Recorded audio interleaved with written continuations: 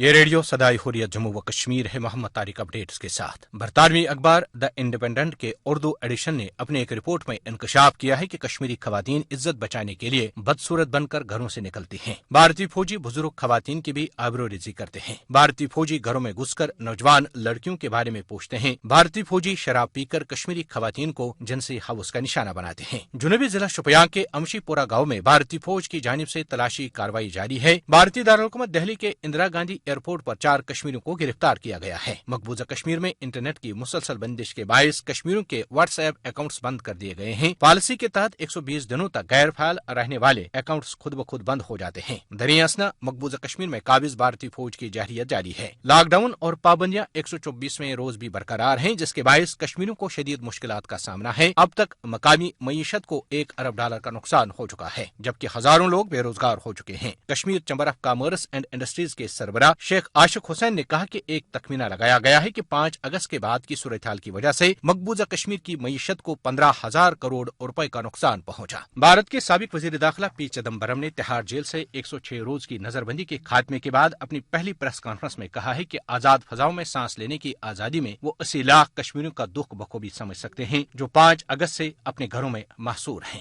آج تاریخی بابری مسجد کی شہادت کی 27ویں برسی کے موقع پر بھارتی ریاست اتر پردیش میں صورتحال کشیدہ اور سیکیورٹی کے سخت اقدامات کیے گئے ہیں۔ بھارتی مسلمان آج یوم غم منا رہے ہیں۔ اپڈیٹس ختم ہوئے۔ استعمار کسی بھی قوم کو جھکانے کے لیے 2 حربے استعمال کرتا ہے، دھن یا دھونس۔ دھونس ریاست جموں کشمیر میں 72 سال سے بالعموم اور 5 اگست سے بالخصوص جاری ہے۔ ان 4 ماہ میں بھارت نے دنیا اور عوام کو گمراہ کرنے کے لیے یہ بھی کہا تھا کہ وہ جموں کشمیر میں 50,000 نوکریاں، فیکٹریاں اور کارخانے لگا کر ریاست کا نقشہ بدلنے جا رہا ہے، مگر حقائق اس کے برعکس اور بدحالی اپنے عروج پر ہے۔ آئیے سنتے ہیں جنتا دل جموں کشمیر کے صدر ایم شاہین کی جموں میں میڈیا کے سامنے دہائی۔ انٹرنیٹ کی مجبوری ان نوجوانوں کی ہے جنہوں نے آن لائن اپلائی کرنا ہے، جن نے فارم بھرنے۔ میں یاد دلانا چاہتا ہوں ستپال ملک جی کی کمٹمنٹ کی 50,000 نوکریاں۔ میں پوچھنا چاہتا ہوں 50,000 نوکریاں کہاں ہیں؟ امت شاہ جی نے کہا تھا آن دا فلور 4 مہینے ہونے کو ہے کہ جموں کشمیر میں فیکٹریاں لگے گی، یہاں کارخانے بڑھیں گے۔ نہ تو کوئی فیکٹری ملی، نہ وسائل یار رہا، نہ تو کیا وسائل صنم رہا، نہ ادھر کے رہے نہ ادھر کے رہے، نہ کوئی کارخانہ ملا تو نہ کوئی روزگار ملا۔